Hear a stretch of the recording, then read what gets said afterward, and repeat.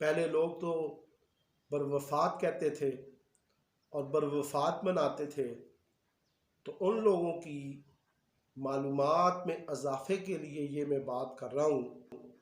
گو یہ بات بہت پرانی ہے، اور میرے خیال کے مطابق میرے آقا میں حاضر ہوں، میرے آقا میں حاضر ہوں، میرے آقا میں حاضر ہوں۔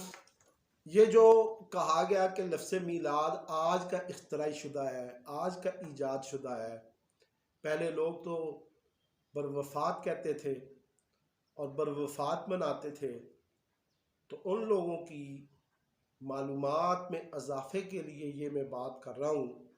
گو یہ بات بہت پرانی ہے، اور میرے خیال کے مطابق جن لوگوں نے احادیث مبارکہ کا مطالعہ کیا ہے، اور بہت زیادہ وسعت نہیں بھی تب بھی صحاح ستہ کا مطالعہ کیا ہے، وہ جانتے ہیں کہ یہ میلاد کا لفظ احادیث کی کتاب میں آیا، اور صحابی رسول نے میلاد کے لفظ کو بولا ہے۔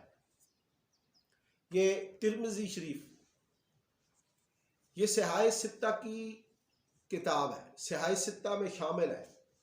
امام ترمذی نے اس میں ایک باب باندھا ہے، ابواب المناقب عن رسول اللہ۔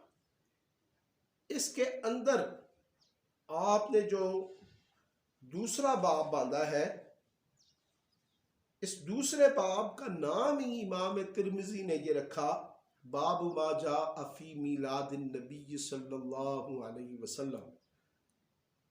تو یہاں سے آپ کے پہلے سوال کا جواب آ گیا کہ آپ نے کہا کسی حدیث کی کتاب میں آیا، تو یہ ترمذی شریف میں آیا، اور کسی صحابی رسول نے بولا تو یہ اس باب کے تحت جو حدیث لائی گئی ہے، یہ حدیث ہے 3628۔ اس میں قباس بن اشیم صحابی ہے، انہوں نے میلاد کا لفظ بولا ہے۔ تو آپ کے سوال کا یہ جواب آ گیا کہ ترمذی شریف احادیث کی کتاب میں یہ لفظ ہے، اور قباس بن اشیم صحابی نے لفظ میلاد کو بولا۔ یہ آج کا اختراعی شدہ نہیں ہے، یہ ترمذی شریف آج سے 1200 سال پہلے لکھی گئی، اور صحابی رسول قباس بن اشیم نے یہ لفظ بولا، تو یہ تو اس سے بھی پہلے کا ہے۔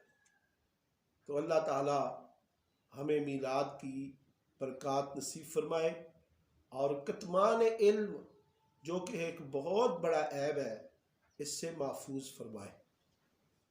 میرے آقا